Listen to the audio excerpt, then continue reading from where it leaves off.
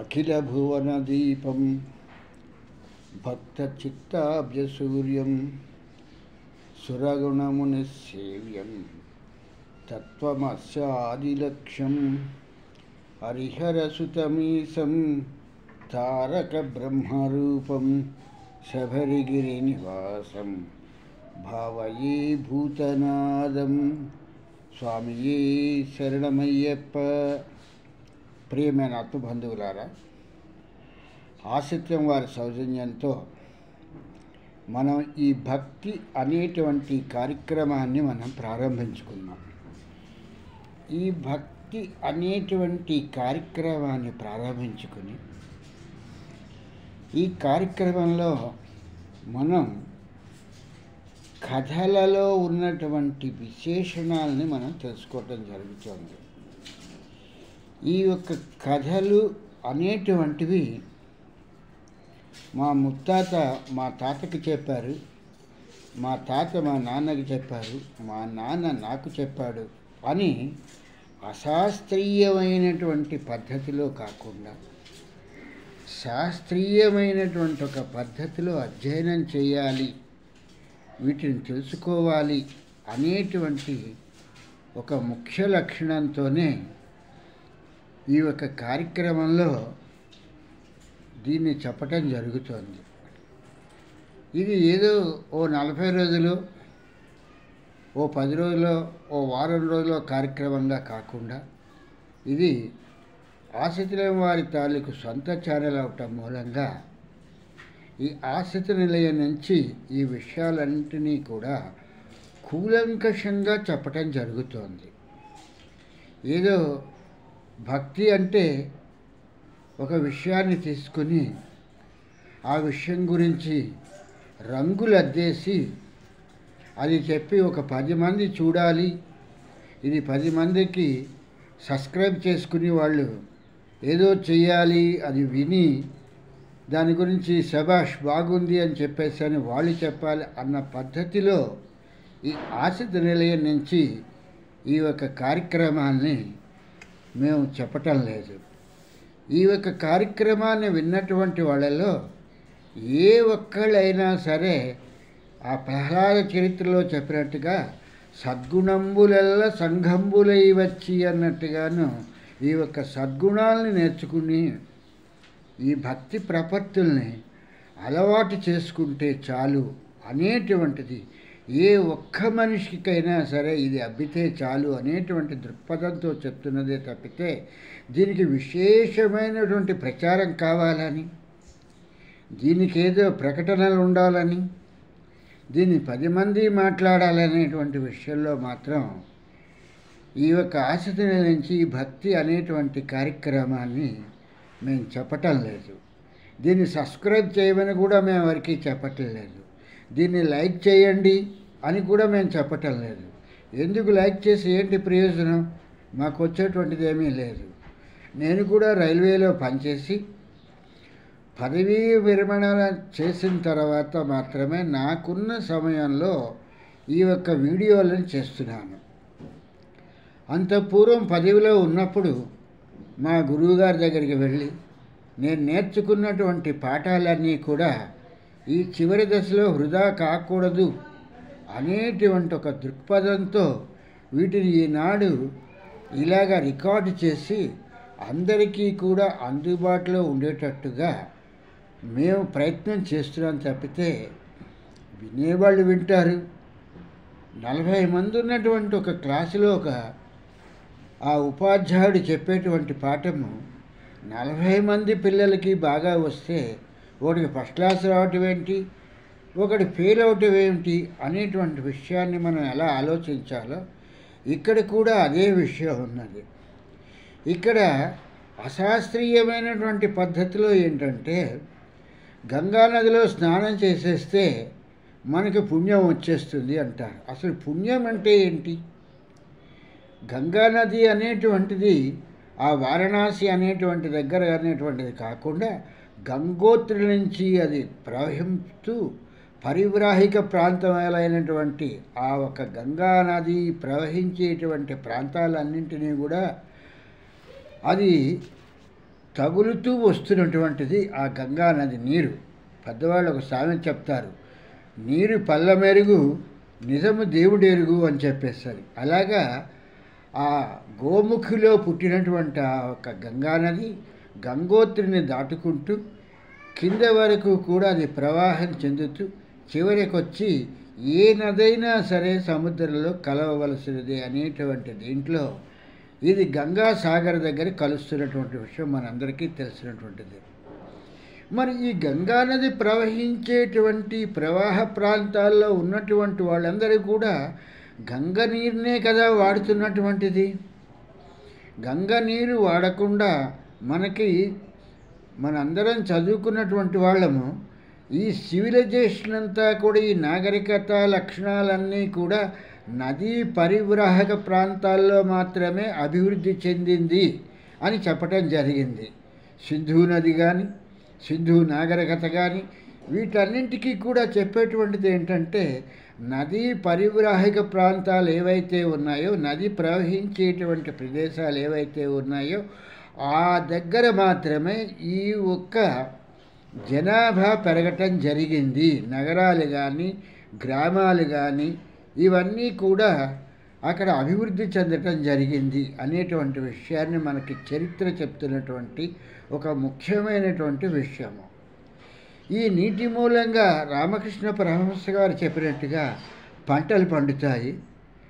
ఆ నీటి మీద రవాణాగా పడవలతో మనం ఒక ప్రదేశం నుంచి ఇంకో ప్రదేశానికి ఆ పాతకాలంలో ఆ నీటినే ప్రయాణ సాధనంగా ఉపయోగించుకున్నాం.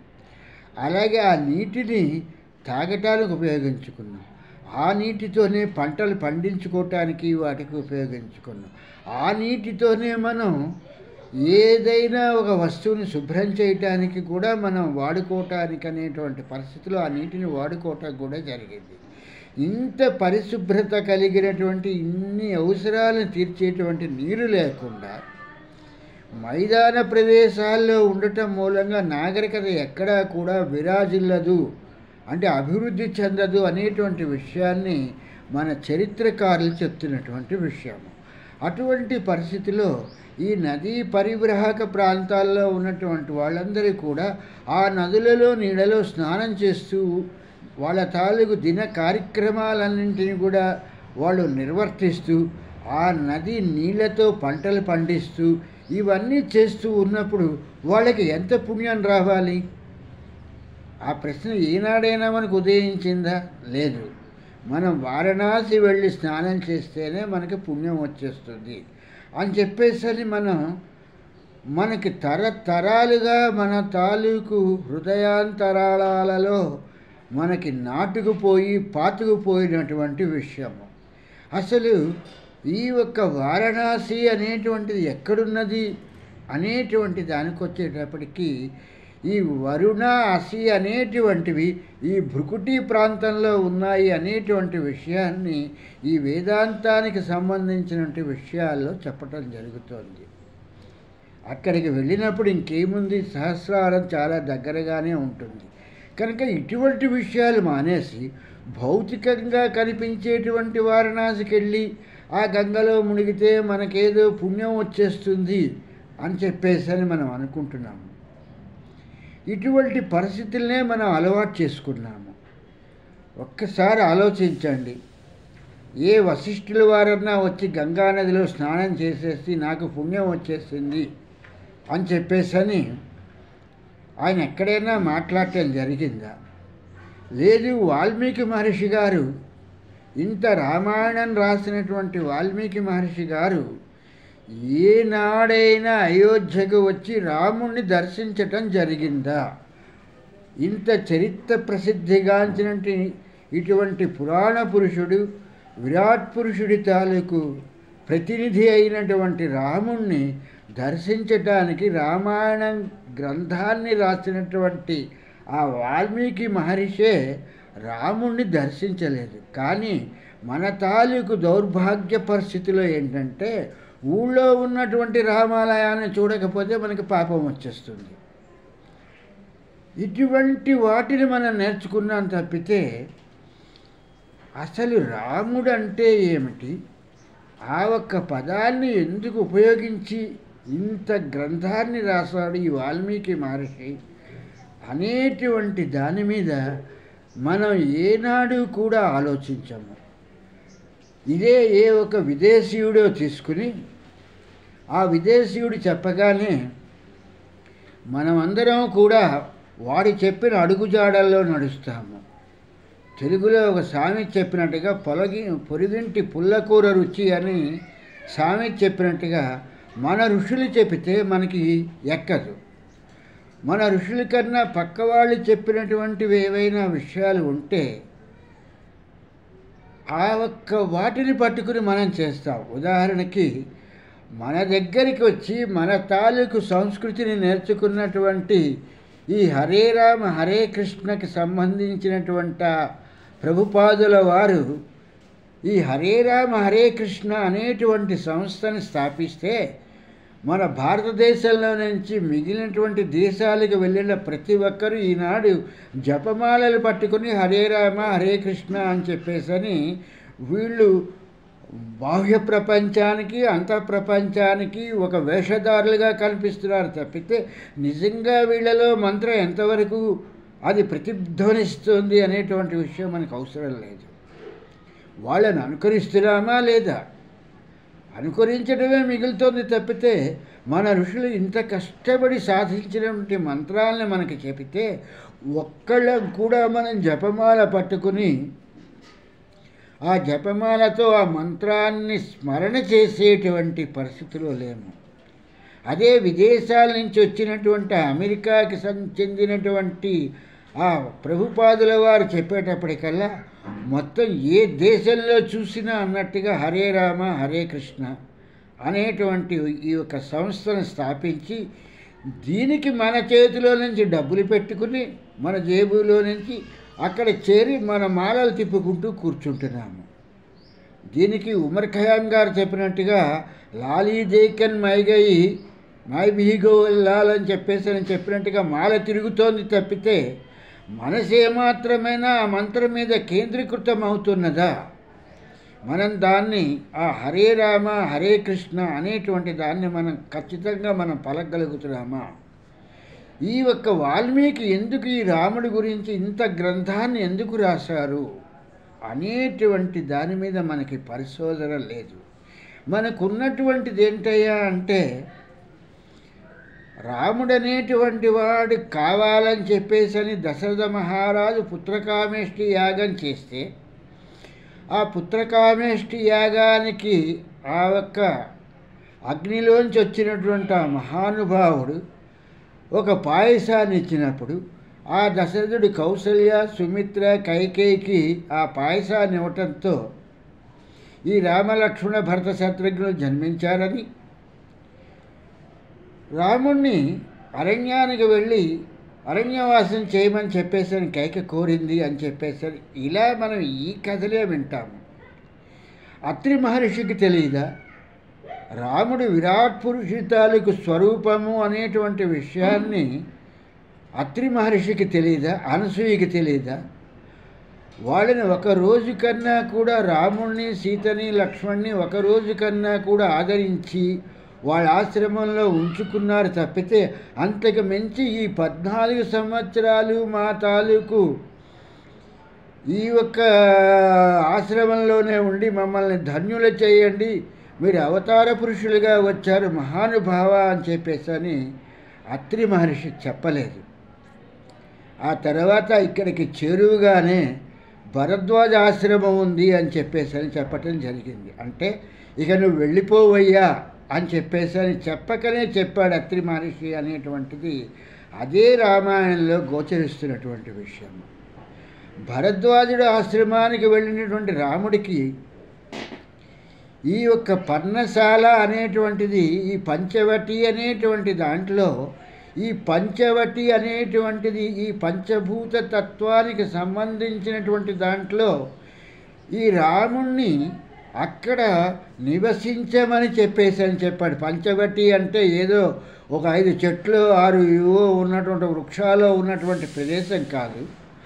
భరద్వాజుడు చెప్పినటువంటిది ఏంటంటే పంచవటి అనేటువంటిది ఈ పంచభూతాలకి సంబంధించినటువంటి ప్రదేశం ఏదైతే ఉందో అక్కడ నివసించు, అక్కడ నీ ఒక పర్ణశాలని కట్టుకొని నివసించు అని చెప్పాడు తప్పితే భరద్వాజుడు ఈ 14 సంవత్సరాలు మా దగ్గరే ఉండవయ్యా, ఇక్కడ రాక్షసులు క్రూర మృగాలు చాలా ఉన్నాయి, మా తాలూకు తపోబలంతో మీకు ఏ విధమైనటువంటి హాని లేకుండా మా ఆశ్రమంలో మీరు ఈ 14 సంవత్సరాలు గడిపేసి మీరు తిరిగి అయోధ్యకు వెళ్ళిపోవచ్చు.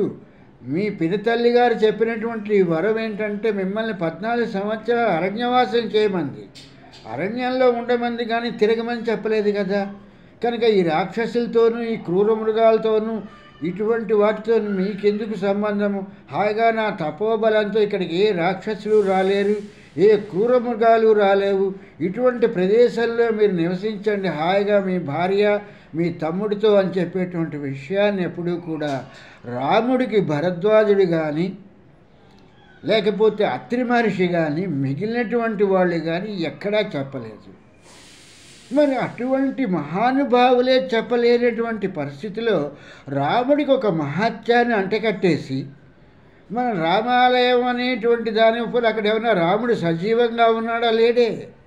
శిలారూపంలో ఉన్నాడు తప్పితే, విగ్రహ రూపంలో ఉన్నాడు తప్పితే బ్రతికుండగా లేనటువంటి విషయాన్ని చనిపోయిన తర్వాత మనం ఈనాడు వాటికి మహత్యాలను అంటకట్టి అక్కడికి వెళ్ళిపోతే మనకి పుణ్యం వచ్చేస్తుంది. ఏమొస్తుంది? డబ్బులు, జేబులో ఉన్న డబ్బులు ఖర్చు అవుతాయి తప్పితే ఇంకోటి ఏం జరుగుతుంది అనేటువంటి విషయాన్ని మనం నిజంగా ఆలోచిస్తున్నామా?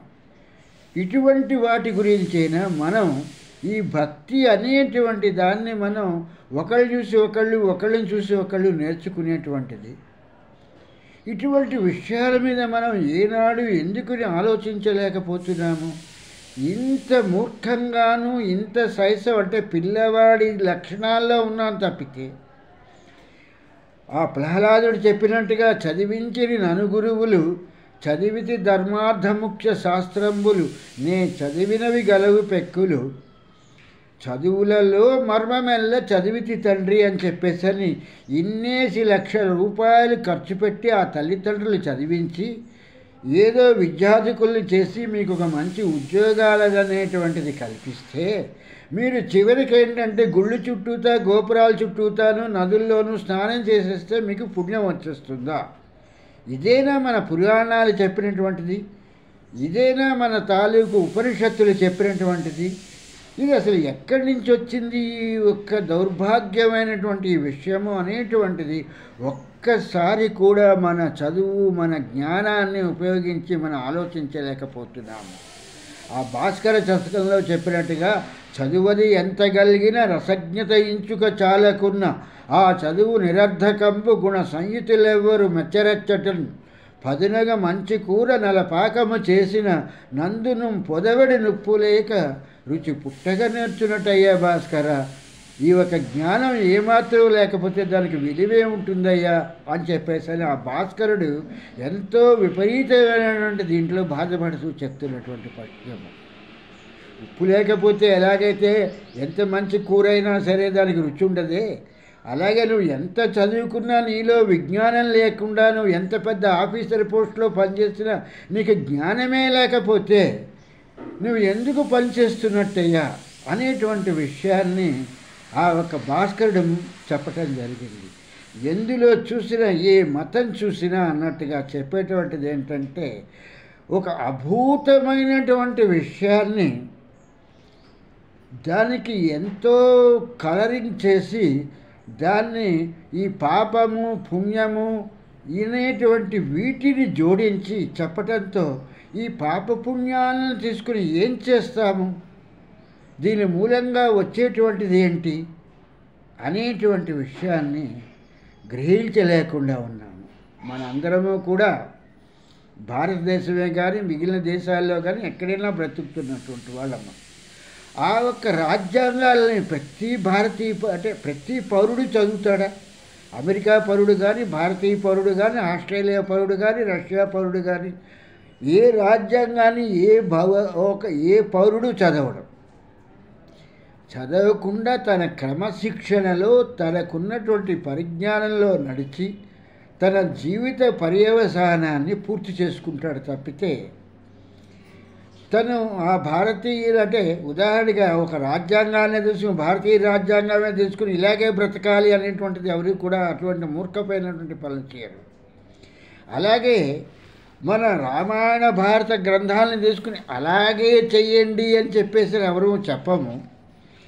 అందులో ఉన్నటువంటి లక్షణాలని తీసుకుని అందులో మనకెంతవరకు కూడా అనుకూలిస్తాయో వాటిని తీసుకుని వాటి ద్వారా మన జీవనాన్ని మనం సాగించటానికి ప్రారంభించాలి తప్పితే పుణ్యం వచ్చేస్తుంది పాపం వచ్చేస్తుంది అని ఈ పుణ్యపాపాలు అనేటువంటి వాటి మీద ఉన్నటువంటి దృష్టి మన ఒక నడవడి మీద మనకెక్కడా లేదు అనేటువంటి విషయాన్ని ఇక్కడ మనం తెలుసుకోవాల్సిన విషయం.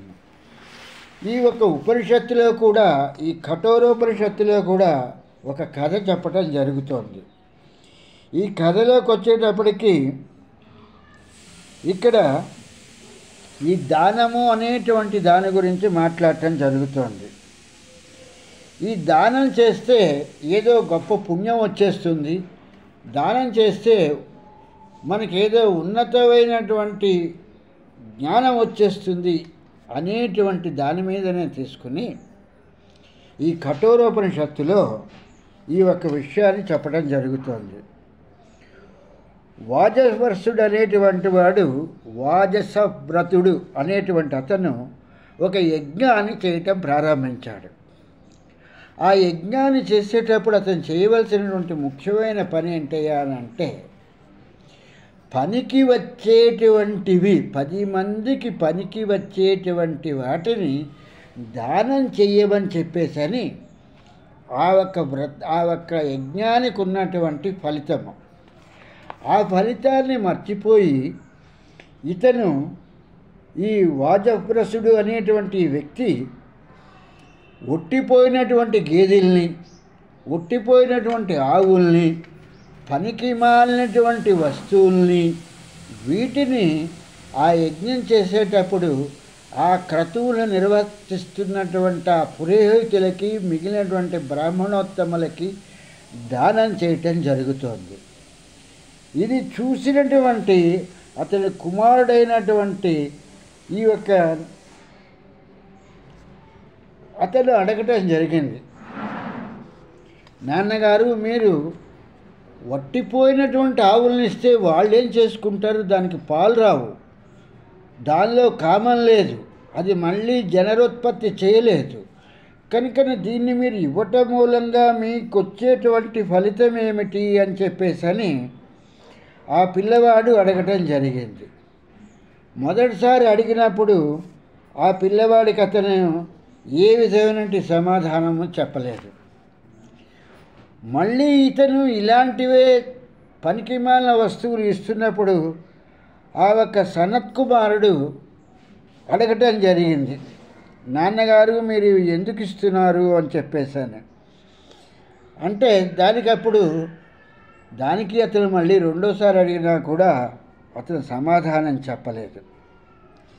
మూడోసారి మళ్ళీ ఈ పిల్లవాడు అడగటం జరిగింది, నాన్నగారు మీరు ఈ వస్తువులు ఇవ్వటం మూలంగా, ఈ పనికిమాలిన వస్తువులన్నీ ఇవ్వటం మూలంగా ఇంత యజ్ఞాన్ని చేస్తున్నారు, ఇంత క్రతువు చేస్తున్నారు, ఈ క్రతువు చేస్తూ మనకి పనికిమాలిన వస్తువులన్నింటినీ కూడా మీరు దానం చేస్తున్నారు, కనుక ఈ దానం చేస్తున్నటువంటి దాని మూలంగా మనకి వచ్చేటువంటి ఫలితం ఏమిటి అని చెప్పేసని మూడవసారి ఈ పిల్లవాడు అడగటం జరిగింది. దానికి ఈ నచికేతుడికి అతను ఏమని సమాధానం చెప్పాడంటే, ఇవి నువ్వు ప్రశ్నించేటువంటి ప్రశ్న కాదు అని చెప్పేసరి చెప్పటం జరిగింది. దాంతో ఈ నచికేతుడు ఆ తండ్రికి జ్ఞానాన్ని కలిగించాలి అనేటువంటిది ఏంటంటే, పుత్రోత్సాహంబు నాడు పొందుర సుమతి అని చెప్పేసరి చెప్పినట్టుగా చాలామందికి పుత్రులు పుట్టడం మూలంగా చాలా ఆనందం అని చెప్పేసి అనుకుంటారు. కాబట్టి ఈ ఒక నచికేతుడు అతన్ని అడగటం జరిగింది, నాన్నగారు ఈ పనికిమాలిన వస్తువులన్నీ ఇస్తున్నారు, నేను కూడా పనికిమాలిన వాడినే కదా, నన్ను ఎవరికి ఇస్తున్నారు అని చెప్పేసని ఈ నచికేతుడు అడగటం జరిగింది. అంటే ఆ తండ్రిని తను చిన్నగా ప్రశ్నిస్తున్నాడు. తన పనికి మాలినవాడా, తను పనికొచ్చేవాడా అనేటువంటి విషయాన్ని తెలుసుకుందామని చెప్పేసనే ఆ తండ్రిని అడగటం జరిగింది. ఆ ఒక్క వాజశ్రవతుడు అనేటువంటి వాడు నిన్ను యమధర్మరాజుకి నేను ఇచ్చేస్తున్నాను అని చెప్పేసని కోపంలో చెప్పటం జరిగింది. అతను చేస్తున్నటువంటి యజ్ఞం తాలూకు ఫలితం మూలంగా వెంటనే ఆ నచికేతుడు ఆ యమధర్మరాజు దగ్గరికి వెళ్ళిపోవటం జరిగింది. అంటే పనికిమాలిన వస్తువులతో పాటు తన పుత్రుడు కూడా పనికిమాలిన వాడే అనేటువంటి విషయాన్ని ఇక్కడ ఈ యొక్క దాన గుణానికి సంబంధించినటువంటి విషయంలో ఈ యొక్క వాజశ్రవసుడు అనేటువంటి వ్యక్తి గురించి ఈ కఠోరోపనిషత్తులో చెప్పడం జరుగుతుంది. అంటే ఈ యొక్క దుర్యోధనుడు మొదలుకొని ఈ 100 మంది పుత్రులు ఉండి కూడా ధృతరాష్ట్రుడికి ఎందుకు చివరికి ఏ ఒక్కడు కూడా అతని అంత్యక్రియలు చేసేటువంటి వాళ్ళు లేనటువంటి పరిస్థితి ఏర్పడింది. పుట్టలోని చెదలు గిట్టవా పుట్టవా అన్నట్టుగా ఎందుకు ఈ పుత్రులు పుట్టి ఏమిటి ప్రయోజనము, దేనికి వీళ్ళ మూలంగా వచ్చేటువంటి ఫలితం ఏమిటి, వీడు చేయవలసినటువంటి పనులు చేస్తున్నాడా, వీడి తండ్రికి ఆనందాన్ని కలిగిస్తున్నాడా అనేటువంటి విషయంలో ఈ నచికేతుడు అడగటం జరిగింది. దానికి ఈ వాజశ్రవసుడు అనేటువంటి ఈయన చెప్పినటువంటిది ఏంటంటే నిన్ను యమధర్మరాజుకి ఇచ్చేస్తున్నాను అని చెప్పాడు. దాంతో తిన్నగా ఈ పిల్లవాడు యమధర్మరాజు దగ్గరికి వెళ్ళిపోయాడు. ఈ కథాగమనంలో ఉన్నటువంటి ఇక్కడి వరకు మనం చెప్పుకున్నటువంటి దాన్ని బట్టి ఏంటంటే ఆ కుమారుడు కూడా ఆ నచికేతుడు కూడా పనికిమాలినవాడే అనేటువంటి విషయంలోనే ఈ యొక్క తండ్రి అయినటువంటి వాజవ్రతుడు యమధర్మరాజుకి దానం చేశాడు.